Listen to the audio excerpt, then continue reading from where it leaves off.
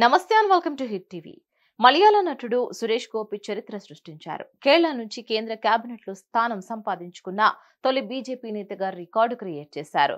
త్రిశూర్ స్థానం నుంచి ఎంపీగా గెలుపొందిన సురేష్ గోపి ఏకంగా మోదీ కేబినెట్ లో కేంద్ర మంత్రిగా చేరే అరుదైన అవకాశం దక్కించుకున్నారు.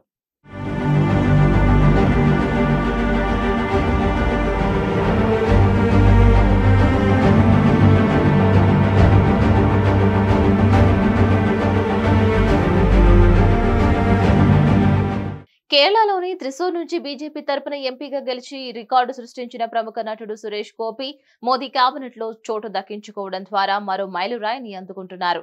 త్రిశూర్ నుంచి 75,000 పైచిలుకు ఓట్ల మెజారిటీతో ఆయన గెలుపొందారు.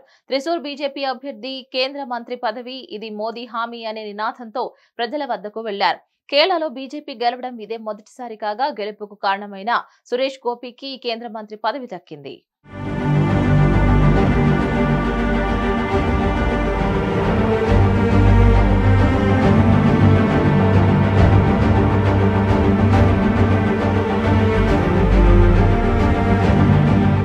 రెండు 250కి పైగా చిత్రాల్లో నటించిన సురేష్ గోపి 2016 ఏప్రిల్లో రాజ్యసభ సభ్యుడిగా నామినేట్ అయ్యారు.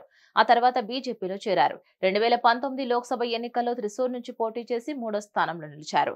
2021 అసెంబ్లీ ఎన్నికల్లో త్రిశూర్ అసెంబ్లీ నియోజకవర్గం నుంచి పోటీ చేసి ఓడిపోయారు.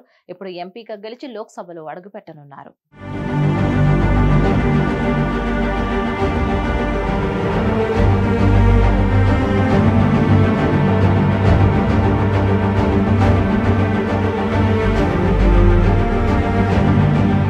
కేరళ రాష్ట్రం కమ్యూనిస్టులకు కంచుకోట వంటిది.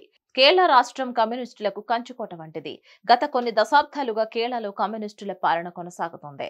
ఇటువంటి చోట బీజేపీ అడుగుపెట్టడం గొప్ప పరిణామంగా భావించవచ్చు. త్రిశూర్ స్థానంలో అత్యధిక ఓటర్లు క్రిస్టియన్లు ఉంటారు.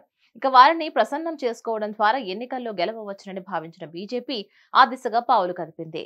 ప్రణాళికాబద్ధంగా పనిచేసింది, అనుకున్నది సాధించింది. సురేష్ గోపి గెలుపు కేరళలో ఎందరో సినీ నటులకు స్ఫూర్తిగా నిలనుంది.